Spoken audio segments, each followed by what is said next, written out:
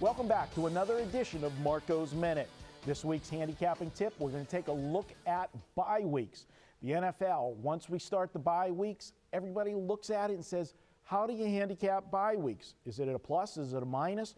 Well, I can tell you from just a physical standpoint, the teams that have bye weeks later in the season as opposed to earlier in the season, it's a bigger benefit. When you're getting your bye week and it's only the fourth week of the season, fifth week of the season, you're not as banged up as you're going to be in weeks 10, 11, 12 of the season. So getting that bye week early, although it's a break, it's not as good of a break body-wise. You would have better benefit later in the season.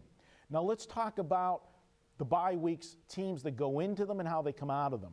To me, I like to look at teams that go into the bye week on a roll.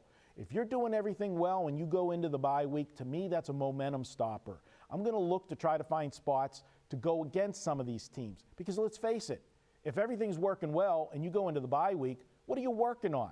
You're not going to fix anything because it's working. If it's not broke, don't fix it. Also, if things are going well, that week off stops your momentum and you might have a little bit of complacency the next week. You start to read your press clippings, you feel good about yourself and the way the season's going.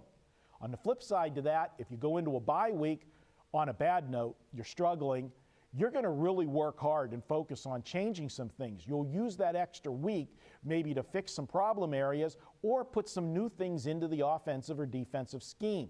So I like to look at teams that went into a bye week on a bad note to find value coming out of the bye week. Those are my tips for how to handicap the bye week. In summary, go against teams coming out of the bye week that were on a roll and look to find live dogs coming out of the bye week, teams that were playing poorly going in. That's this week's Marco's Minute. I'll be back next week with another handicapping tip.